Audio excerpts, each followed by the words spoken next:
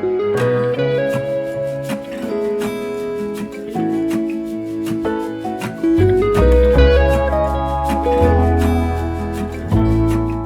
everyone, welcome to this episode of Tying with the Pros.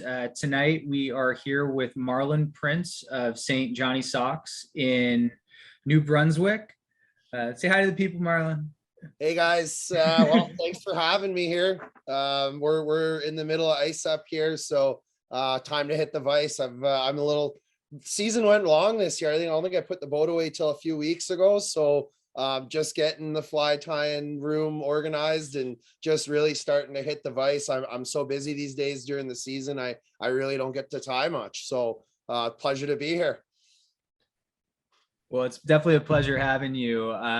For anyone who doesn't know who Marlon is already, Marlon is one of the premier guides in our space. He's one of Musky Town's featured guides.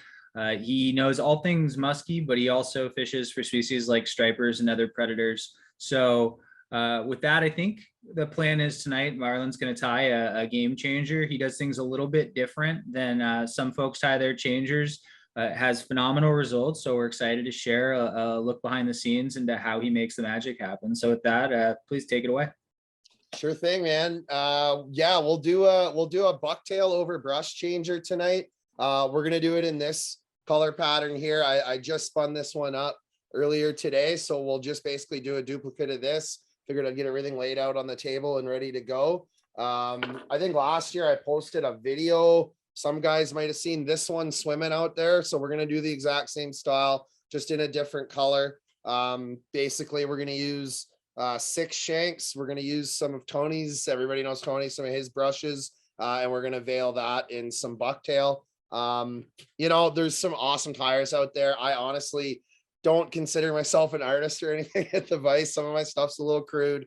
Like you say, I do it a little different. I look at it like lure building, right? It's purpose built.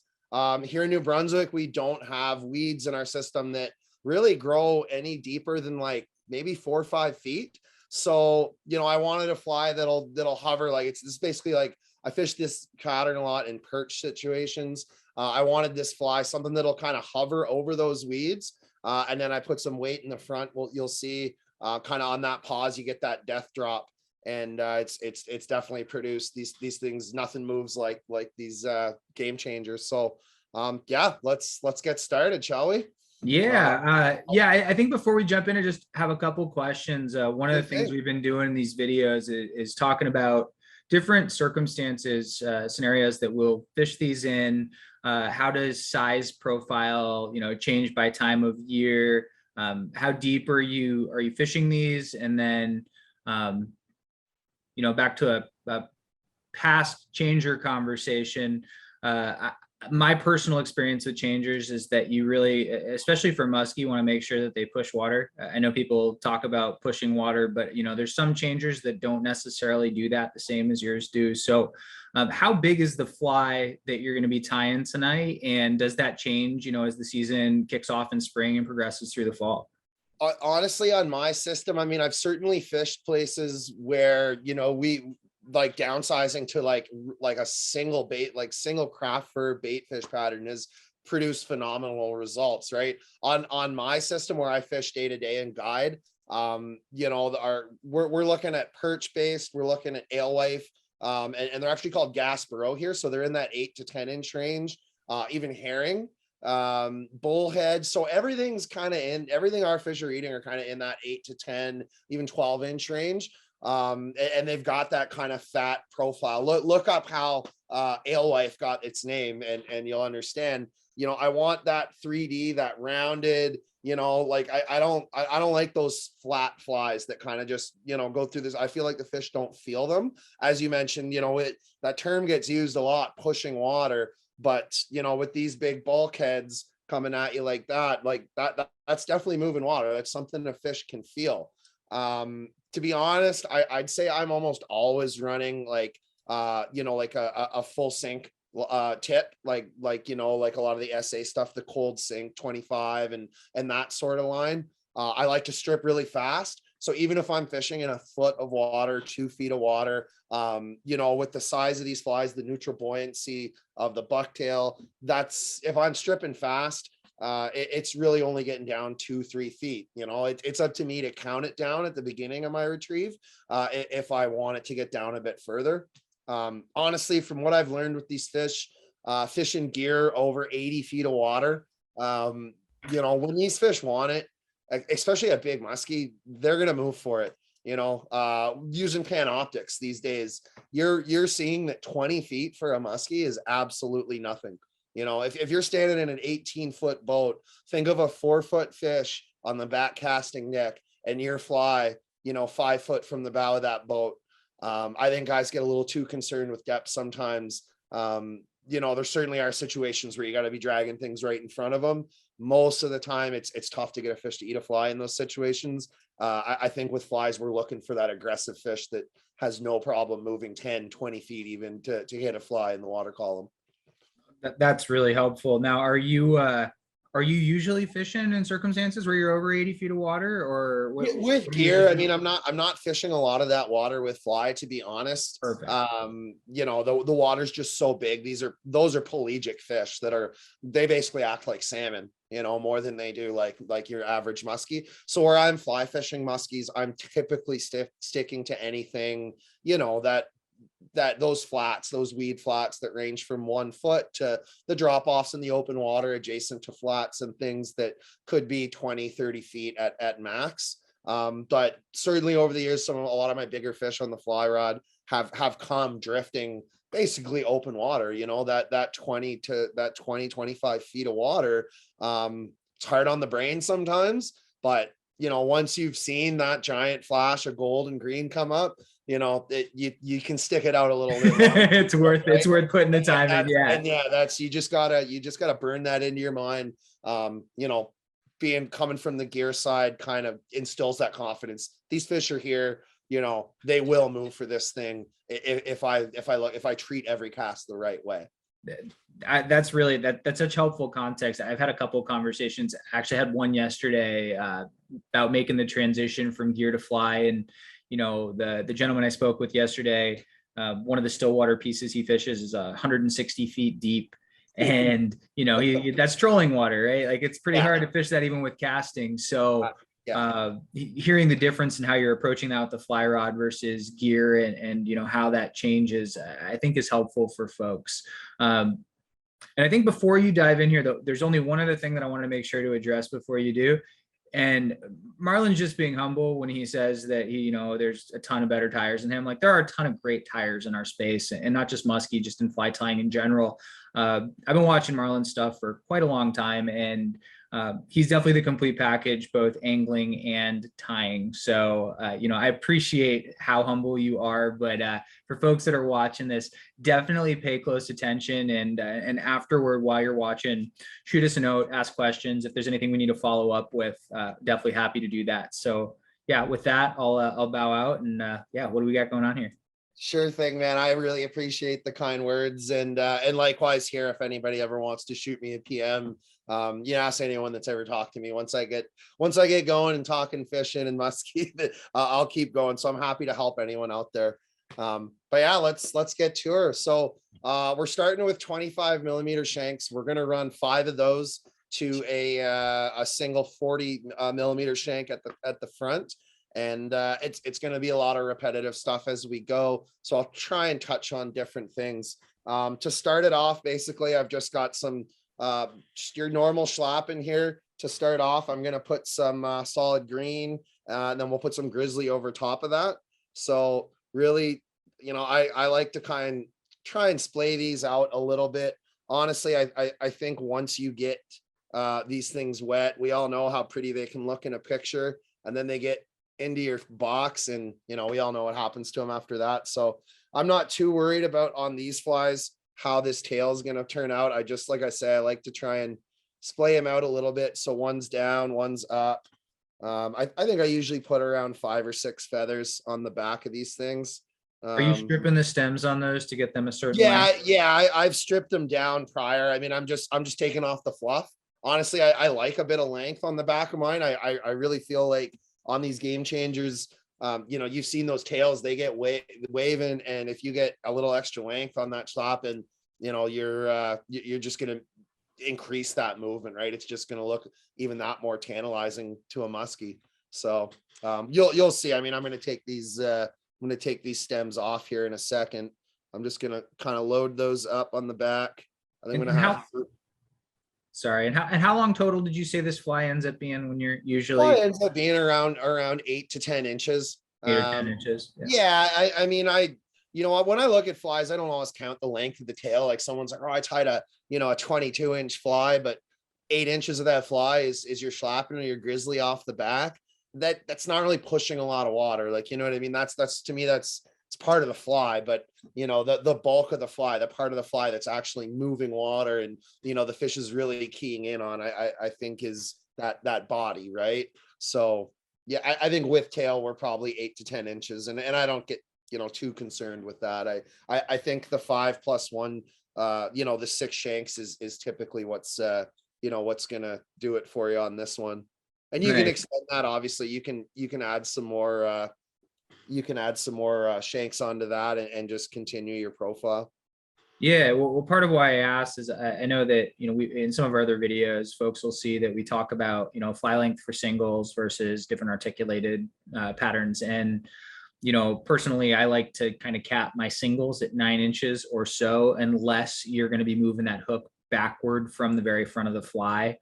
Just to kind of really try to make sure you get a hook into the fish if they do eat. You know, they don't tail grab very often, but in the event you get a fish that doesn't completely annihilate the fly past the head, yeah, that's where that's coming from. And it looks like on this pattern that you do have that hook back a little bit from the very front. Was I seeing that correctly? So honestly, I've gone to, this is my setup for hooks, and I knew that question would come up. I'm adding a split ring to swivel to split ring to a small treble hook, and that's coming off my front hook, or my front shank rather, right? You can either, you know, I'll either bend the shank. I was bending them at a 90, and you can see that's how this one's tied. If I get really close in there, but you can just put a split ring off that connection. So your hook ends up around middle of the fly. And honestly, I've found on these game changers that a back hook, it impedes the motion more than it does good for you. You're absolutely right. You will get tail nippers, and there's no reason, you know, to me, it's very situational. I think height of summer, you know, you're looking for an aggressive fish. Honestly, I'm usually looking for a bigger fish. And I think those bigger fish with the size of their mouths, when they want it, you know, they're getting that hook in their mouth, right? Like one, if that hook's in the middle of your fly, they're getting it. Like you said, there are tail nippers. It does happen. But rarely. Yeah.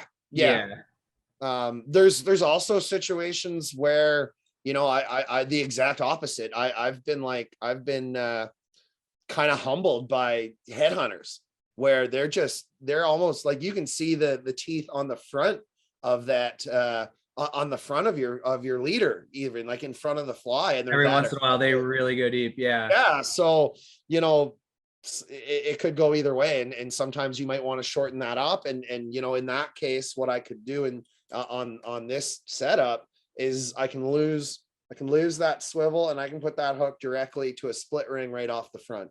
Right. If I'm getting, you know, eaten by that.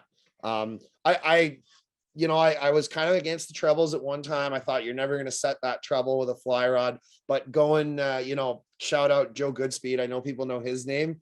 He's the one who put me onto those, I think they're called Tournament Series Gamakatsu. And it's like a 1/0, and they're just laser sharp. They're super, super small, and they're a very thin diameter. They're like needle point. I have to say, every fish I've gotten on one of these, it's ended up right in the corner of that mouth. And it's actually really cool, because that's why I'm really liking this, that swivel in between, that snap, not a snap swivel, but having that swivel, it seems like, you know, you're fighting that fish and this fly is outside their mouth. This thing, that treble's right in that corner, and they can somersault, they can kind of taking the leverage away from them. Yeah. And they're not gaining that leverage. I think when you have those two hooks, and a lot of guys have talked about this in the past, is those two hooks fighting against each other. You know, you're not setting this front hook, like that's your gravy, right? That's your meat and potato hook, that front one. And you're not able to set that because you're fighting a back hook. So if I am tying this fly with a back hook, it's something really small. It's either like a 2-aught B10S maybe, or this is a weird one. K hooks. Owner makes a K hook, a 1-aught K hook, and you'd be surprised. I've had a lot of fish come in my net with just a tiny little 1-aught K hook off the back. Have you fished the big game hunters at all? They're like short shank stinger that Kona makes. I haven't fished those yet, but I have seen them. I fished similar stuff from Arex as well. Nice. So nice. There's lots of options out there, but I think the main thing is if you are going to put a back hook on this particular fly, you want it to be something small that's not going to impact the action. Yeah. Exactly. Yeah. You almost don't want it to keel. You want, that's the exact opposite on this fly. You want that changer to crack the whip rather than like kick around and jackknife. Yeah. That makes sense.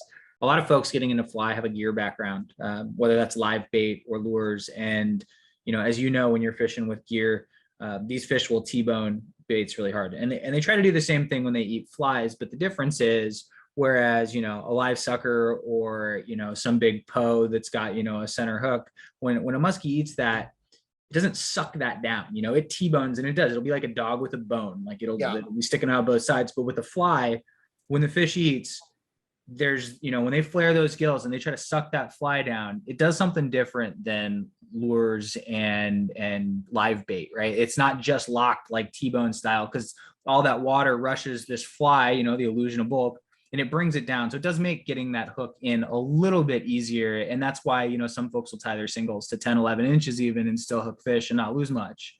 I agree. I even on the gear side, there's a lot of big trolling baits that I've whittled down to 2 hooks, right? I eliminate that center hook because I think I'm losing fish because of it. If not, I'm putting a bigger hook on the front and a very small hook in the middle, but you think you're giving those fish extra leverage on the extra hook? I think so. Yeah. I think there's a lot of, I just looked at my arsenal and catch history on the gear side and said, like, I got a lot of like 2 hook lures that are factory coming with 2 hooks, and I can't remember losing a fish on them.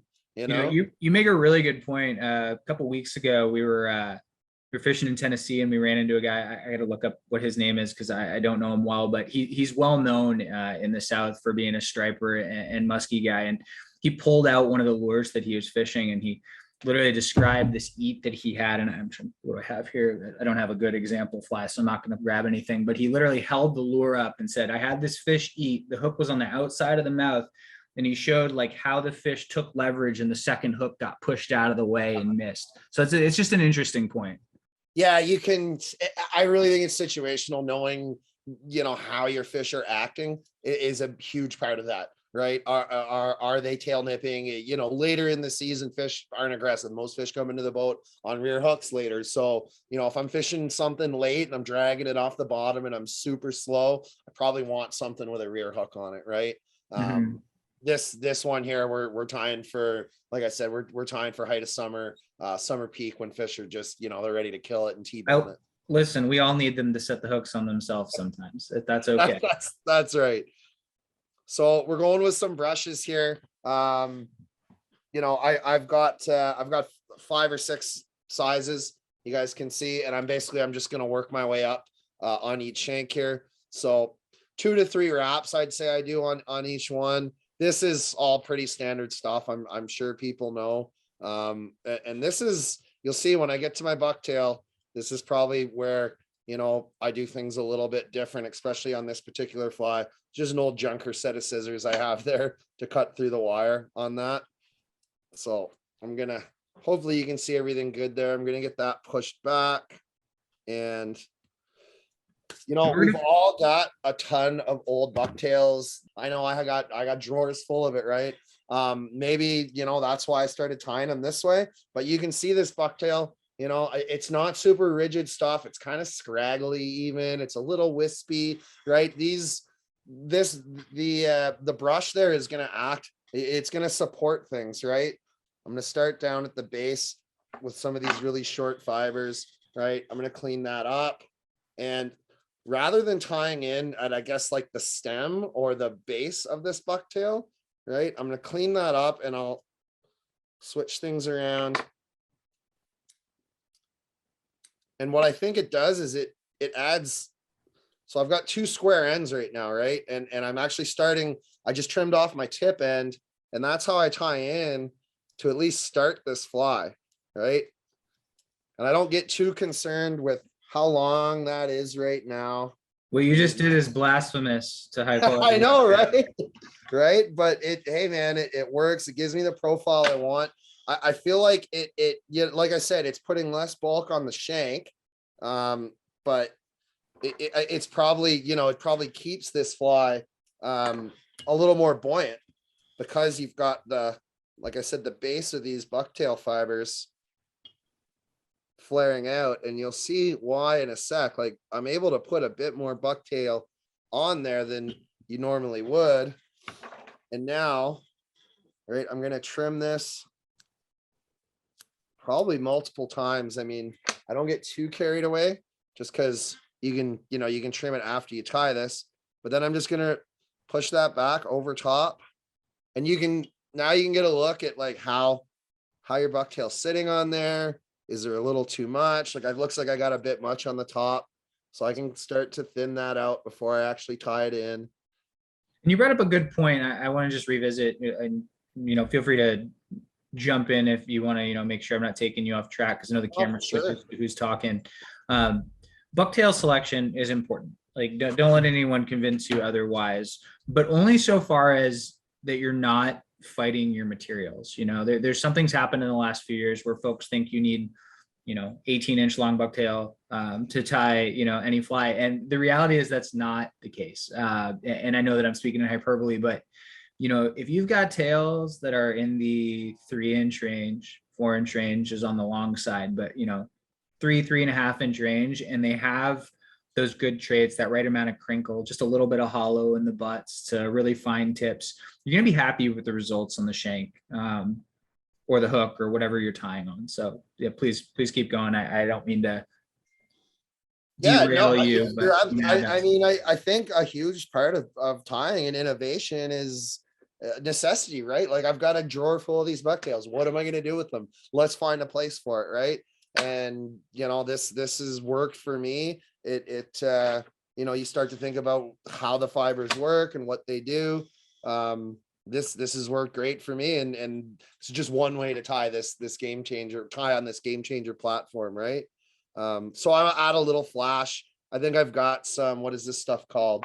I lost the package. Doesn't matter. You could put any kind of flash in here. This is called layered fringe wing. It looks like the ripple ice fiber type stuff. Yeah, there's a million. I love that stuff too. I've got complex. I like it too. Back there. Basically, I'm just going to reverse tie that in just on my top section. You can play with your colors, and that's how you can kind of get that darker back, right? And anyone who knows me knows I've never used a whip finish tool in my life. I'm just going to weld it with some super glue. And that's do you just glue and cut? That's it, Dave. Oh, you are a sicko. Right?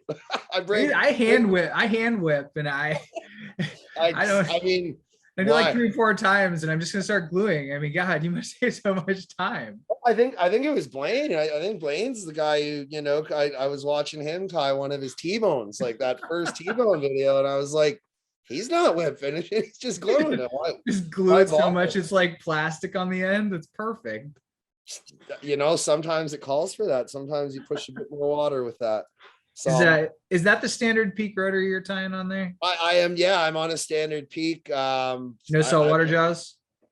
No, just standard jaws. And I've got 2 of them. This one I've probably used and abused from. I don't get too crazy on the salmon flies and trout flies. I don't think I tie much below like a 12 or something like that, but I've got no problem going from shanks to, I've jammed 8/0 in there, saltwater. Jammed is the operative term, but you can max that out then, huh? Yeah, these I don't tie on the peak, so I kind of use, I've smartened up and I use my my older vise that's got some kind of chewed up jaws for the really big stuff. But Yeah, great advice. I mean, you just can't say enough about them. The price point, how tough they are, all the accessories. If you want to go crazy, they've got everything you need. So Yeah, Peak's definitely got a good reputation. There's a lot of great vices on the market right now. there really is. There's one little trick I might do here when I'm layering it, when I put it in my next brush, I'll just taper that up a bit so that first spin isn't too bulky and isn't kind of protruding in to my last shank, right? Just trim a little bit off there, but same thing, rinse and repeat on this one. We're just gonna give it a couple wraps, push those fibers back. 1, 2, probably 3 on this one.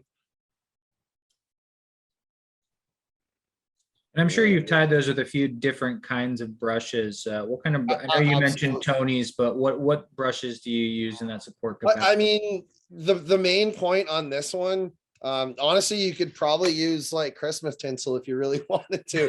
Main point on this one is to act as a veil for as a ramp for that bucktail, right? Is something to support that bucktail, so you don't have to get carried away with your bucktail, and it's not too heavy on there, and you're gonna get that bulk. It's gonna keep it flared out for you. So you're focused on holding that profile then. Exactly, yeah. Like I wouldn't use and I love this stuff. I mean, if I want a really light fly that might get a little bit deeper, maybe push a little less water, I might use something like a translucency brush on top of like a thick brush like that, and that creates a super, like a much lighter fly. It's almost all synthetic. Again, it's that's going to get you a little bit deeper in the water just because you don't have that buoyancy, right? This one again is kind of purpose tied though to stay a little higher in the water column. If you don't want to dump cast your full sink and wait a minute and a half for it to get down. Exactly. And for anyone who doesn't know what dump casting is, I think it started with striper anglers trying to fish like deep ledges and kind of saltwater cliff type drop offs where you've got cow stripers sitting below schools of schoolies, and rather than trying to cast and count down to 1,000,000 and then try to retrieve, they'll go over the ledge, they'll drop their whole line and they'll slowly back the boat out. By the time they get to where they want their counting, and then they strip from there. But it's a very specific technique, and just another way to show that there's different ways to accomplish getting your fly down. So I once on that note, talking about trying to get down, I once Rio I think sells bulk spools of tea material, so you can actually buy and it's like it's 1,000 feet or so, and they're sold to fly shops, mainly to fly shops that are specializing in steelhead and things like that, so you can custom make and weld your own tips to your own lengths, and guys can do that. So I went in and I said, "Phil, 2 reels please." It was like, what? And I'm like, what are you gonna do with that? And I think it was like T20 or something, right? It was the heaviest you can buy. And you know what? It worked. It didn't last very long. There's a ton of stretch in that stuff. The core is like, super thin mono, and it got chewed up super quick. And, by the end, it was just, okay, this probably isn't going to work long term. It's not feasible to spend that much money because it wasn't cheap to fill those reels. Lasts like 3 times out to fill your reel. And like the belly, I mean, if you the pictures on the back of the packages when you buy a line, it shows like how it's going to sit in the water. There's just a giant belly. You could barely feel like a bite, but hey man, it definitely got 2 down. hand strip set. If it was in a current situation, it got you it definitely got you closer to fish. You just reminded me about something I meant to ask you when you talked about retrieving really fast. Are you doing a lot of 2-hand retrieves? Are you ripping it with 1 hand as fast as you can in the middle of the summer? How do you like to strip as fast as you can? Oddly enough, like I do think that 2-handed retrieve, it's got a place. I've had a ton of success that like ripping it as fast as I can, 2-hand retrieve, and then stopping it midway to the boat and being really quick and aware of what you're doing, switching it over to a single hand retrieve. And oftentimes that first strip or two, when you make that switch, is when you get hammered by a fish, right? You caught someone's attention, right? Picture a perch swimming as fast as it can through the weeds and then just stopping, and a muskie being like, hey, you're not supposed to do that. And then as soon as that thing starts to move again, right, it's getting that hit. So that's cool. Yeah. So it's like chase, chase, chase. Huh? Oh, you're moving again. Yeah, When? yeah. That's cool. I mean, as far as getting hits on the two-hand retrieve, I've actually found most of my hits on the two-hand retrieve have been moving it a little bit slower. So I don't know. It seems to it definitely gets attention, especially with these flies. I find that slow, like medium pace, I guess, retrieve, bringing it back, gets those bites, getting that tail wiggling, getting that attention. It's definitely got a lot of follows for me that way. But I think, as far as eats go, it's that pause, it's that side to side or up and down that really triggers them. The change. Yeah. I like watching what you're doing here on this fly. It seems, just as a pretty, fly tying is, we can make it as simple or as complicated as we want to make it. Changer's a pattern I think you look at that reflexively, we all think that's got to be the most complicated fly of all time. But the reality is, building this fly out, you're going support brush, bucktail for profile bulk, following that with a little bit of flash, and just building the profile, increasing your length as you go, right?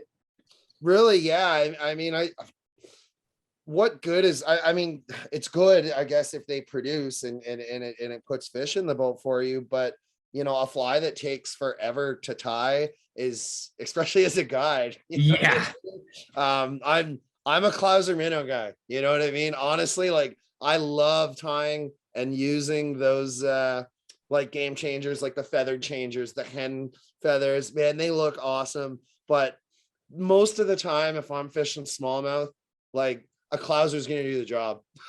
You hit the nail on the head though, like guide flies. You're talking about, for a lot of folks, especially tying and fishing, and as you kind of dive down the rabbit hole of starting to roll your own and going down that road, if you're not a guide, a lot of people tie at the end of the day and they've still got some energy left. And if you want to spend a couple hours to pump the fly out, more power to you. There's definitely, I mean, I'm a pretty fastidious tyer and I take my time, and I appreciate anyone else who does.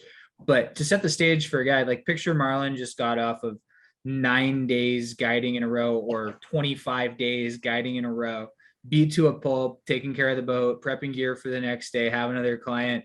You don't want to sit at the vise for an hour. Like, the term guide fly exists for a reason. It's because you want to pump a fly out and get back on the water the next day. Yeah. You learn to appreciate those simple patterns and the ones that produce, like Clousers, half and halves, double D's, things like that. I mean, those are meat and potatoes that just don't stop working, right? I've got 2 boats, a raft, 3 outboards, you know what I mean? and like, 15, 25 gear rods I need to maintain. Like, the list. And you're in the middle of nowhere too. It's not like you can like drive up the street and like go have and take care of it, man. So yeah, I mean, my tying gets done. My tying is utilitarian, right? It's and that's kind of what I meant about artist versus fly tyer. The work guys are doing, and I certainly enjoy that, and I tie some flies like that. But at the end of the day, just the simple stuff is gonna get the job done for you. And I've seen you flex here and there. I mean, every once in a while, it's nice to see what you can do. And it's fun to experiment, and there was, I wouldn't say I do as much tying as I can because of how busy the guiding's got. And like I say, I'm guiding on different ends with fly and gear. Sure. So there was a time when I was doing shows and I was kind of production tying and taking on a lot more orders. So yeah, that's, when you're kind of really getting that zone through the winter, and then all that's done and you get to experiment a little bit. Yeah. Like you said, you're kind of at the top of your game. You can flex a little bit and see what we can do. Yeah. Yeah. I have We'll a get question there. for you. Sorry, just real quick. I want to make sure that Good. I ask helpful questions while you're tying too. And as you know, I don't tie a ton of changers. So I'm just looking at the shank. Are you filling about 60 to 75% of that shank with the support brush if you were going to estimate? Yeah, I mean, as I usually do about 2 or 3 wraps. Like I say, I try and taper that brush so it's not impeding too much on that joint. Do you end up with about half? Do you end up with about half? Yeah, I'd shank say I'm length? about halfway on that 25 millimeter About shank half. right now, Okay, cool. giving me enough room to reverse tie my bucktail and add a little bit of flash as well. And you're not losing any sleep if you feel like spacing's off a little bit, right? I mean, you're just Exactly. I don't think the fish care that much. To me, again, it's more like lure building. If it's gonna affect the way the fly swims, that's when I start getting anyone out there that's experimenting with Panoptics. We've done some of that vertical jigging, the things you learn about these fish, and it is incredible how many times we're out in like 80, 30 to 80 feet of water, anywhere in between that, drifting around, vertical jigging like Bondi baits, which I'm sure guys out there have heard of. If not, look it up. that's a staple in the gear world for anyone who Yeah, doesn't do much gear and fishing. these fish are nose to your trolling motor. Like you're like, oh, look, one's on my lure. Sometimes they don't even go to the lure; they just come immediately. Right? Thud. We talk so much about moving water, like it's the fish know you're there well before your fly hits the water. That lateral line on those fish, is so dialed in. They heard you talking, they know the conversation you're having, they probably recognize your voice if you're there a lot. With a fly, if you don't like what you're seeing coming back to you, change it until you do. That is, I think, number one, because there's a few exceptions to the rule, obviously, like there's walk the dog baits, and there's some of the rubber stuff on the gear side of things, but a lot of the most successful baits on the gear side are baits, especially the baits that guides are giving their clients, are inline bucktails. Get it out there, pull it back in. The lure is doing a lot of the work. On the fly, we have to put that action on it. Yeah. We have to be completely in tune with that thing, and if we don't like what we're seeing coming back, then change, until you find the one you do, and then stick with it. That's, to me, that's how I kind of approach it on the fly side of things anyway. Yeah, decide whether or not you have confidence in the fly, keep swimming it, and if you do, keep fishing it till your hands hurt and you can't anymore. If you don't like how it's swimming, change to something that's going to keep you focused. Whether you've got, honestly, it depends on your fishery, but where I'm at, I mean, knowing your fishery and knowing your fish is huge. Knowing whether, that, I guess that's really the trickiest thing about musky fishing, is trying to make that decision of, should I be getting a bite right now? Is it on? Am I missing the bus, or do I just need to keep doing what I'm doing? Like, right? sample sizes are so spread out, right? I mean, it takes I mean, man, I've trolled with 6 lines out there all day, covering every column of the water, and I'm watching fish swim up to my lures, and it's a 10-minute window. You might catch 2 of the biggest fish of the year in that 10-minute window, but right, and that's that hard. That's that outside of that, game. there's zero feedback. Yeah. Outside of that 10 minutes, and that's the hard part about musky fishing, is that mental game of, am I doing the right thing or not? And there's tons of different ways to approach that, right? And that moment where you have that thought is usually the moment where a giant comes and eats, and you're like, trout set. Yeah. Usually when someone's eating a sandwich or something, right? That's how it usually goes. Yeah. Or a potato chip. Yeah, you're right. That focus, and I tell people all the time, if you're not feeling it right now, take that break. Like it's okay to it's better to take that 10-minute break than to wear yourself out to the point where you can't pay attention, or you're that's a great point. Negativity is PMA, they call it, right? That's I don't know if you've heard that, but that positive musky attitude. When I like that. Clients ask what to bring, I say, dress for the weather, bring your lunch, and bring the PMA. And like, what the hell's PMA? And it's positive musky attitude, right? Like, till the last minute. I like that. And it helps. Even, I even even if I'm trolling, if I'm running a trolling trip and I'm driving the boat all day, it's like you're gonna help me make better decisions, right? But at the end of the day, because I'm confident, I'm enjoying myself, right? But you'll laugh when we fish together. I eat like every 15, 20 minutes. I get the worst hanger like you can imagine. So like, like it's got to be every 20 to 30 minutes, just handful of trail mix or whatever, you know, attempt to be healthy, but usually not snack is in the boat. Yeah. PMM, positive musky mojo, also acceptable. I dig it. I dig it. Hey, so while you're finishing that fly, just because you've gone through this a couple times, I don't think we take away from it. Noticed you used a depth release tool of some sort this past summer. Pulled a fish up from deep water. What was that? So it's called a sequelizer, and it's actually designed for saltwater fishing. There's 3 versions you can get, and really all it is it's a bull clip that you can attach to your anchor line or a rod with some weight or something. It's got a pressurized release system on it that you can set to different depths. Now, our head pond and that's just a local slang term, I guess, for a reservoir. Like I talked before about how we're fishing into 80 feet of water, into 100 feet of water. A lot of guys say, well, you really shouldn't fish muskies or at least put your lures or baits down more than like 20 feet. Well, we just wouldn't be fishing in most of the time because our fish do live in that depth of water.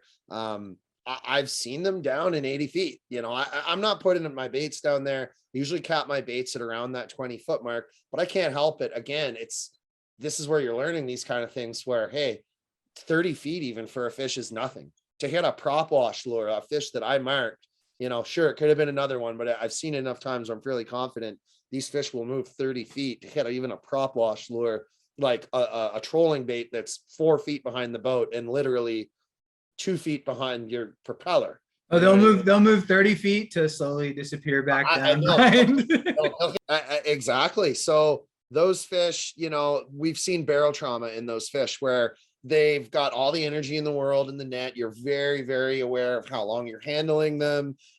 Even in good temperatures, like even where it's a uniform water temperature, or whatever, sometimes you can actually watch them swim away real strong. And then when they go down and descend, it's like they can't get down further. Yeah. So it's that pressure. It's their swim bladder. The one option is to sit with that fish for an hour, which of course stretches it out even further. So, that's not the best option. Eventually they will swim off, and I've seen recatches. We've put tags in them and seen that, yes, they've been recaught. So what this device does though is now when you're fairly certain that fish is going to have that issue, I'll just hook it up to, I have a lure retriever, a weighted lure retriever on a bunch of rope. I'll clip that to the jaw. I'll send that down. And again, Panoptics teaches you so much, just beyond just catching fish with it. I'm able to watch these fish. I'm able to watch that clip release and watch that fish swim away and go, hey, I just saved a muskie, That's awesome. Is it super important to use in the fly world or have one of those in your boat? Probably not. Have I seen it happen in less than 30 feet of water? Yeah, I've seen it happen in 8 feet of water. I think. So I just want to make sure that I'm understanding, just because a lot of the water that I fish isn't necessarily that deep. And I know that some of the stuff you fish is. So would you equate it to, a diver who comes up too fast? I'm no biologist. I won't pretend to be, so I don't want to speak too far on that. You can play one on on TV right now. It's cool. Fire. I know that I've seen it happen to fish caught in less than 20 feet of water.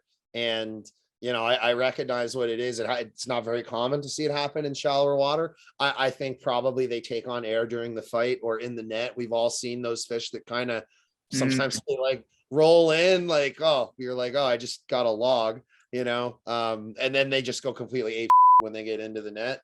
I think some of the times it happens in there, and I've never really had it happen with the fly. I think it's probably got something to do with, when a fish T-bones a 14-inch piece of wood, its mouth is wide open, and you've got a tranks reel, like these crazy gear ratios, you're horsing that thing in, you're pushing water down, a lot more is happening than when a fish is on a fly. Everyone who's fought a fish on both types of gear probably knows too that you're getting a better fight out of a muskie because he's streamlined, right? That fly in its mouth is allowing his predatory shape, and that streamlined Not shape, swimming with a rudder in the front. Yeah. when he's got a block of wood, he's struggling to swim too, right? So You're making a great point though about in the net, especially like taking extra air in while that fish is, maybe not sure what's going on until it hits the net. Just trying to define where that trauma comes from for the fish.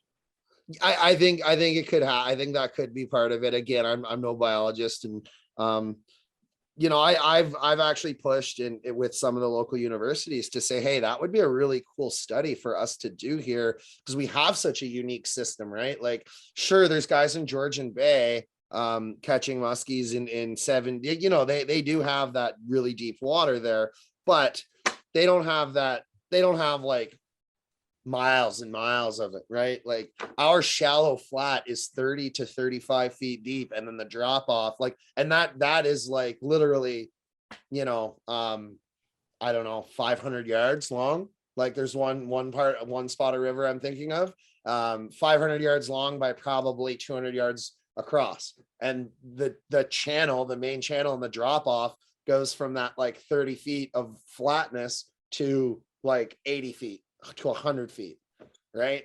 That's some seriously deep water, and sometimes those fish are sitting really deep in that water. So there's not a lot of places where that exists, right? There's not a lot of guys fishing like the middle of Lake Ontario for muskies. So I just think it would be super cool, like for us to kind of do those studies here where that water is accessible, and somehow learn, like, what happens to these fish, and how deep is too deep, right? Yeah. Because there's no thermocline either, because it's a reservoir, there's always a little bit of flow down there, right? On that big water, right? Whereas most places where it's that deep is, you're dealing with a thermocline where there's an extreme temperature difference, and you don't want to bring those fish through that change in water temperature, right? Yeah. Did you see the warm water mortality study they did in Virginia? I did, and it's proving some stuff, but I don't think it's proving anything conclusively. Samples were a little small to be completely valid. Yeah, I think generally speaking, warm water is not a good thing for muskies. Change in temperature is not a good thing for muskies. Where's your top end temperature? I know that there's some it depends on the year, but I don't think I've ever seen anything over like 85 here. I'm pretty standard around that 80 mark, just because I have the water to go elsewhere, right? I have water that's closer to dams, and I can fish that tailwater where, say my water I've been fishing goes up above that 80-degree mark. I can go fish that tailwater where it's 75, 76, right? Yeah. Very, very rarely does the whole system get to that point.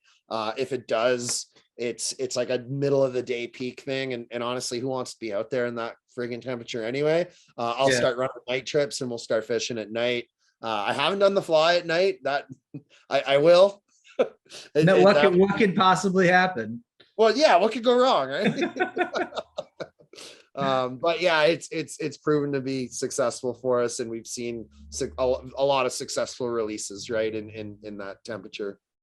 Yeah, that's an interesting perspective too, because I grew up fishing as a kid in the summers in Wisconsin, and where's the line is different for you as a guide, right? That's your livelihood, and you have so much experience with the fish and keeping them safe. Like, exactly where that line is.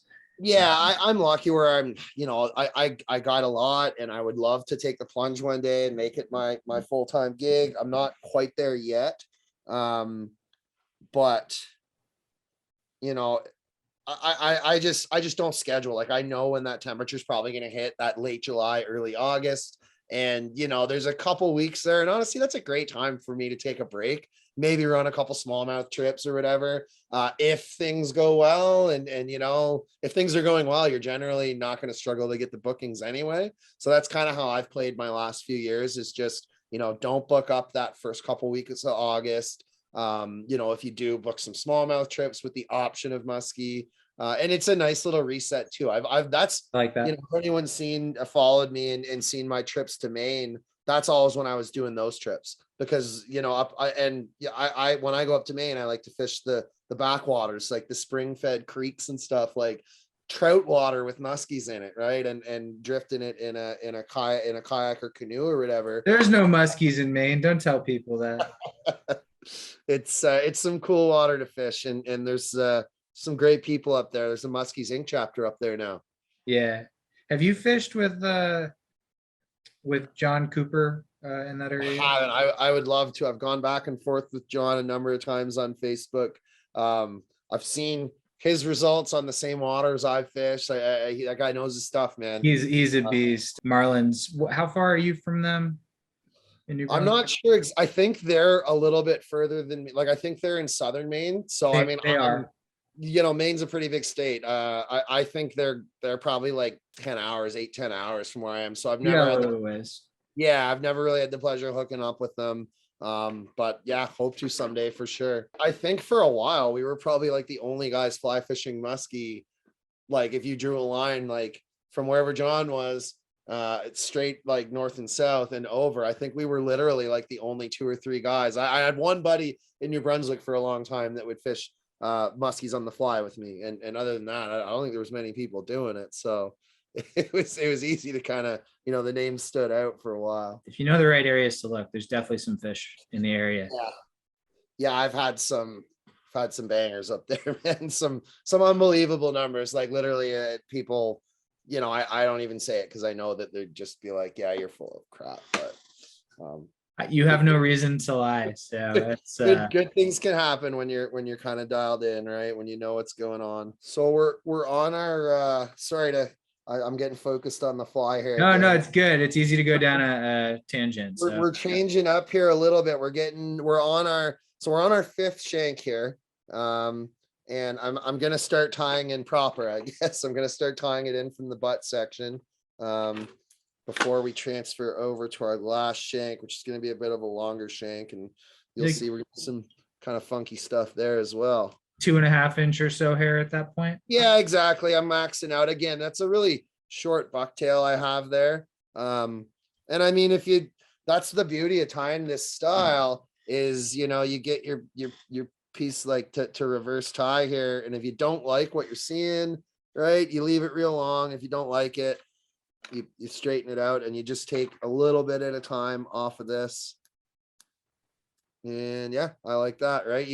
That's kind of what's cool about this platform, and the way I tie it with the bucktail is you can, you're not guessing as you are sometimes when you're spinning those brushes in there. So yeah, I like what I'm seeing there. I like the way that profile is looking.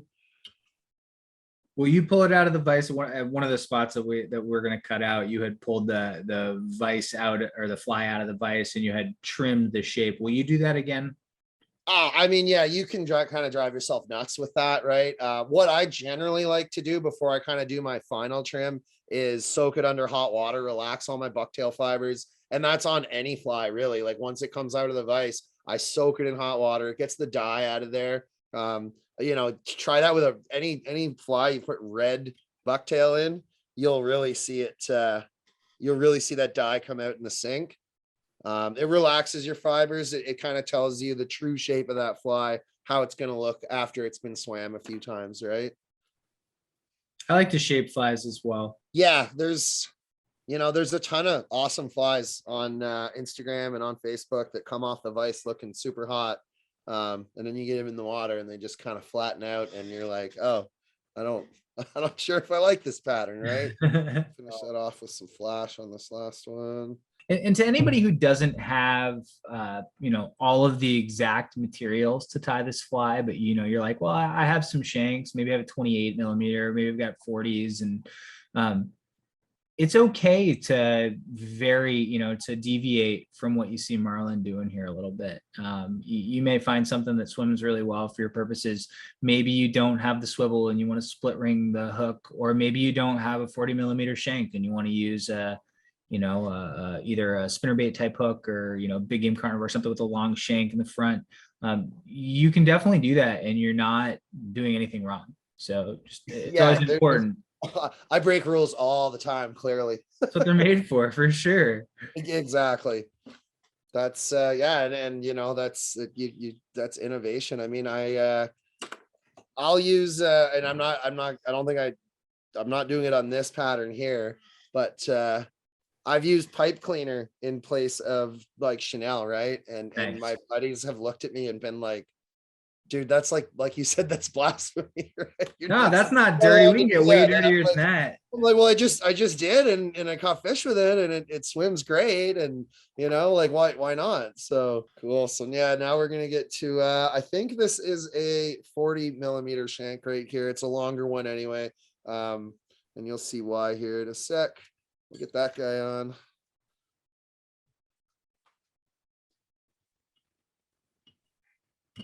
And really, it's going to be a bit more of the same on this one. That profile is coming together nicely on that one, though. Yeah, I mean, and again, you can change that as you go, but that's again really what's nice about using the bucktail the way I do on this one is it's pretty hard to mess up some of these. You can buy the pre-made packs too and really get through one of these real quick. The brushes that are all shaped, right, and no trimming whatsoever, but I don't know, I always like to have some natural material, especially bucktail in my patterns.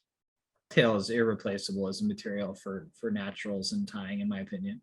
Absolutely. I mean, even salmon flies. Keeping on track with our fly here.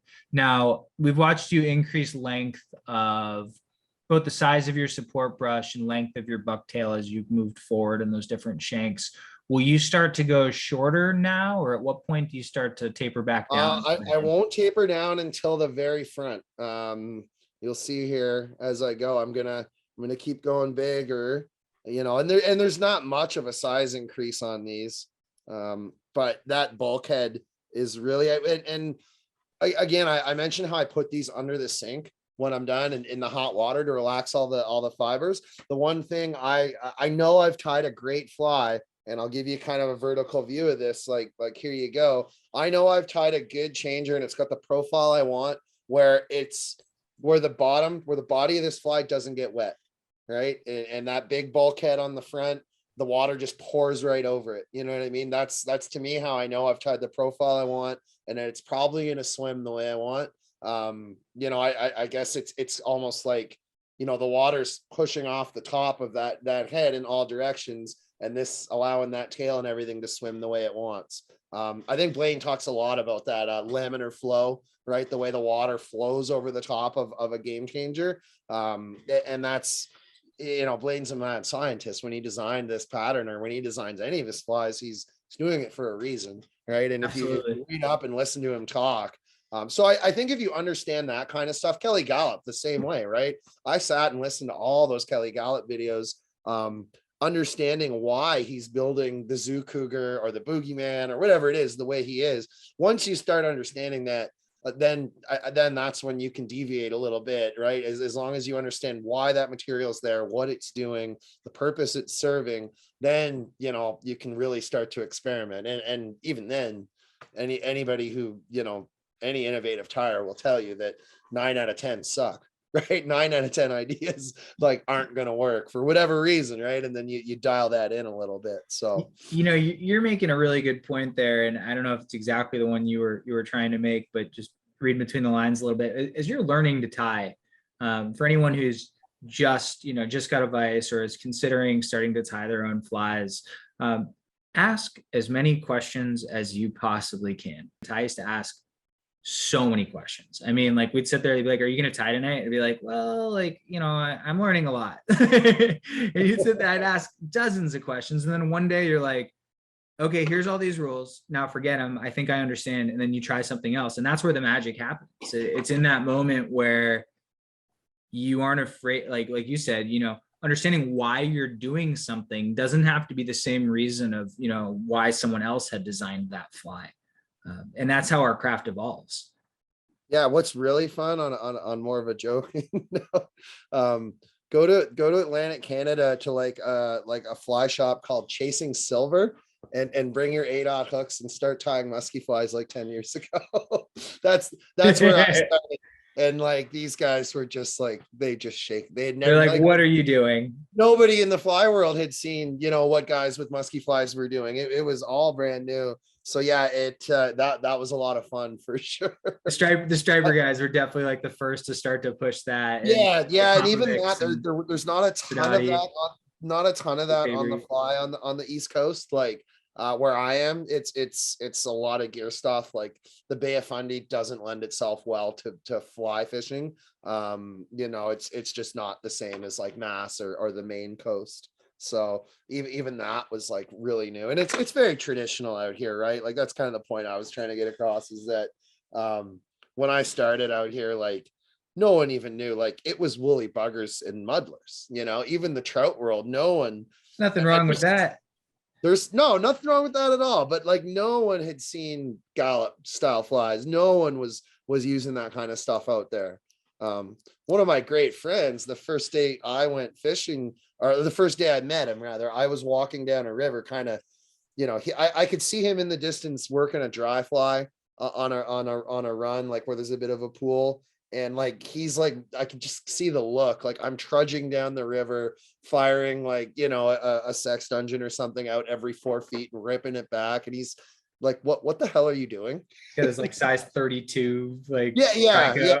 And we got to talking, and he's like, I've kind of heard about that. He goes like, does that ever work? And we worked that pool a bit, and come dark, I think I burnt a fairly nice fish.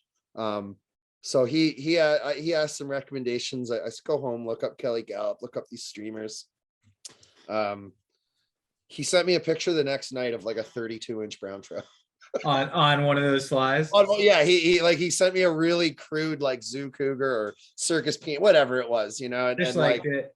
Yeah, he was like, game, like literally game changed. And a lot of guys have been tuning into that kind of stuff. It's been really cool to see the evolution out east of how guys have started accepting it and getting success and all that. It makes fishing exciting, right? Yeah. I love how we all build on the stuff that each, you see something one day, you're like, I wonder if this version of that would work. And that happens a million times. And it's like the most beautiful game of telephone ever. Right. Like, yeah, exactly. That's a great way to describe it, actually. So yeah, we're getting to full bucktail here. We're getting to just about the end, splaying that out all the way. And now things might get a little weird after this one. You're gonna see. We're gonna add some weight on this. And really what I want to do is I want that death pause, right? I want again, it's a bucktail fly, so it's neutrally buoyant. When this fly does pause though, I want that head to drop before anything else. So we're gonna get our flash in there again, and then we're gonna add 2 sets of lead eyes to the front of this. And I mean, you could, this is just how I do it. It works for me. I got a ton of lead eyes that I'm probably never going to use. So that's probably half the reason I use that. But you could use wire and just wrap it around. Have you used channel lead yet? No, I haven't. Please describe. Next time you get some goodies from us, we'll throw a little bit in for you. And I have a little piece right here. Just get it out of here. It is extruded lead with a little groove in it. Like here, I don't know if you can see this in the video. Oh, so it just sits right on the shank. It squarely sits on the shank. When you tie it in, it's really nice. And if you don't have that and you got lead eyes, then fire away with what you got. I mean, yeah, you'll see here. I'm just gonna stack. I'm giving myself quite a bit of room at the front here. You have one on the top, one on the bottom. Is that what you're doing? Exactly. Yeah. And the way, we're gonna wrap that with our last phase of brush. So I'm not too concerned if it's a little cockeyed. It actually kind of makes it swim, kind of cockeyed, which isn't always a bad thing with these flies, right? It gives it that screwball effect. So we've got, which is sometimes good and sometimes not. I think when you get that treble hook underneath and everything, you know, it that kind of writes itself. That's gonna beat whatever's going on there. Well, and it's as you know, it's not the most important thing ever. It's tied in the round. So, you know, as long as Yeah, it's not pulling hard to one side over and over, which, you know, if you're in heavy current, that's unavoidable and it's going to probably happen anyway. But yeah, you're just burying those eyes in the brush and then you do the same exactly. thing. Yeah, yeah, a couple of wraps there, and then we'll finish off with some bucktail here in a second.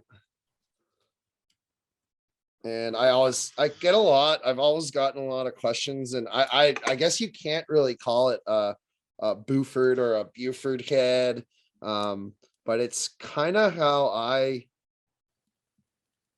prefer to tie my bulkhead flies, right? Like I'm not It's like a veiled extended bulkhead. yeah, it's different here. I'm going to change colors on this front here, and you can see now I'm going to my longer bucktail, right? This is where I want that length. I want it to cover things up here. I want it to be, I like a really bulky head. I have a tendency actually to fish really fast. Sometimes guys in my boat that are fishing with me do better because they're giving it a little bit more pauses. So I almost like a heavier fly. I almost like a fly that doesn't come through the water as fast. It almost corrects my my tendency to fish so fast, right? Give it longer, harder pauses. You know, I think most of the time fishing fast is the best thing possible. Like, you know, I just think with muskies, speed kills. But you see when they're chasing, I mean, they're not chasing slowly. No, I mean, when I'm trolling out there in the summer, I'm fishing up to 6 mile an hour, 7.5 mile an hour. I've caught fish going, right? That's cooking. So, yeah, you're not bringing a fly in that fast. I don't care who you are. So yeah, this is, you see, I'm leaving a lot of bucktail off the front on this one here. And I might, sometimes I even have to tie in like 2 or 3 sections of this. Can you scooch this? Can you scooch this way just a little bit on the video? Yeah. So Okay. we've talked about building profile, and if you want to hold the tail out of the fly just real quick, we've talked about kind of building up, increasing length, like to create that teardrop profile. But at the head, you kind of go back down. And it was interesting when you first said you were grabbing longer bucktail, because I wondered how you were going to materialize your profile there. And you're using that bulkhead portion of the butts, but also that the ends to kind of step back down in that taper, right? Yeah. This last kind of reverse tie is you know, it's almost like a big mushroom head or something like that. That's really gonna give it that final bulkhead and that final kind of step back down in profile, like you said, returning to a smaller. So again, you can, this is the beauty of that. Like, I love this reverse tying like this. I can check and basically see how that's going to look, right? And I'm getting an idea of what my finished product is going to look like here. Might be a little longer than I want it to be, so I might trim that back down a little bit. And this is where you can get all fancy and add all kinds of feathers if you want to. I think we're going to use Lady Amherst as a nice one for the cheeks. It's cool. I love this. I mean, this is, I live in the world of Atlantic salmon, right? Where all these like Lady Amherst feathers and all that stuff is readily available, right?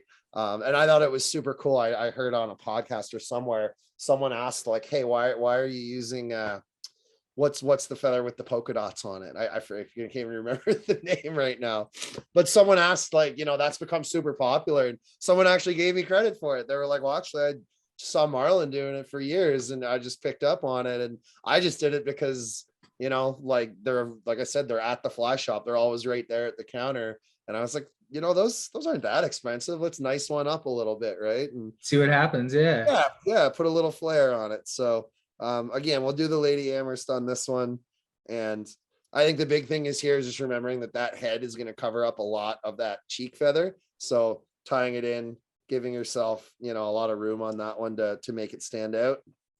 And if for anyone who's tying this pattern, if you don't have those Lady Amherst feathers, if you've got a hen saddle or even like the pectoral type feathers at the top of a regular saddle, I mean, this is where you can get super creative and really put your touch on it. You can layer them. You know, I've done Lady Amherst over a grizzly saddle or multiple grizzlies or your JC feathers, whatever you want on the end. You can go nuts and really kind of give it that flair. And you kind of notice that the other cool thing about it is you kind of notice probably as I was tying this in here, I'll put a little bit of glue on that to make sure she sticks. You probably noticed as I was tying that in, like that bucktail's really only covering the top and bottom. If I went too crazy on that, this is going to get too bulky. My head's going to get too bulky. So the cheeks actually do kind of serve a purpose. They just, they just kind of fill in that gap you're seeing on the side there, right? Where that bucktail's flared out at the bottom, flared out at the top, and not on the sides. It's just kind of a visual filler, you know what I mean? And keep that green going all the way around. And so there is a bit of a vertical profile to it. Yeah, exactly. And do I see that you're splaying? I was just doing a video. We were talking about, if you want to splay your feathers in versus out, you can. Those are flaring outward, right? That's not. I'm flaring these ones out like just slightly, right? They don't really have much of a natural flare to them. I'm just kind of bending that.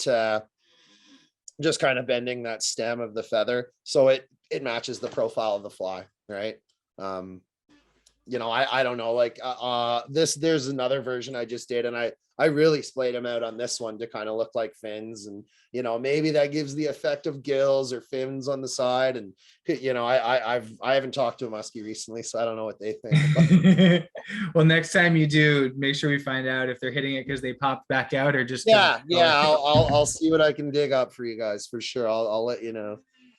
So yeah, then we're gonna fold that last one over and give it that big bulkhead, and it's almost like I said, it's almost like a Buford head. It cuts through the water a little nicer. It's not gonna stay as high in the water column. And again, what I really want is kind of, I want it to push that water. I want that water to push over my fly and allow the tail section to do what it wants. And then with that weight in there, I want it to kind of give it that death pause, as I like to say. When I stop stripping, I want that head to slowly start sinking down, right? On this pattern, you're going to get a really slow fall because of all that bulk and all that bucktail in the front. If I was to do, I can follow this exact same pattern all the way through and finish it off with, just a really big translucency brush, or, just kind of one more like traditional reverse bucktail and then add some eyes type of thing, craft fur, whatever it is. You're still getting a bulkier head that might get you a little bit more depth on it, right? And might swim a little bit deeper. But to me, the main thing is how this thing swims and pushes so much water is mostly in part to this big bulkhead on the end of it. So I'm just gonna kind of keep working that. This is where it gets a little tricky. Yeah, when it gets really bulky there, getting that thread dam to do it. And honestly, I mean, you'll see here, this is, I am really, really, really not shy with the glue on this part. I've had great success, actually. Like I'm going to do, you see, I'm about a 1/4 inch into that right now, and I'm just coating it. You're using the glue to shape your profile. It's exactly, rather than wasting like, half a spool of thread, I could do that and push it back. And it all depends how you're going to finish. Honestly, I'm starting to enjoy flies without eyes on them as much as I used to always, either put the JC or a set of eyes on it. For whatever reason, I'm kind of liking that old school look with no eyes on flies these days. It depends the fly, like about half and half, stuff with eyes and without. And yeah, so sometimes I think you look at it and you're like, man, that looks great the way it is. Sometimes you put the eyes on, you're like, oh, I gotta baby. Yeah. So that is just about it, man. Honestly, I don't, I may mess with this a bit and I may add some more glue on that, or I've used shoe glue, goo, I've used UV. I found what makes a really cool finish on that is like a little circle of the Flex UV stuff. Yeah. But honestly, I mean, that's going to give you more buoyancy. It's going to push more water for sure. So that can all be added or subtracted later, right? Do you ever trim the ends of the head to kind of round into your profile, or just kind of whatever? Not really. I think, like you can see this one here. after time, everything kind of gets pushed down flat, and it gives you that real nice profile, right? Like there's those, that's the exact way I finished that fly. That's going to end the same way once you Once I put that under hot water and let it sit, it's going to go to the same point, right? Like if you're willing to send us a picture of that once it's relaxed and we can cap the video with it so folks can see how that ends, that'd be great.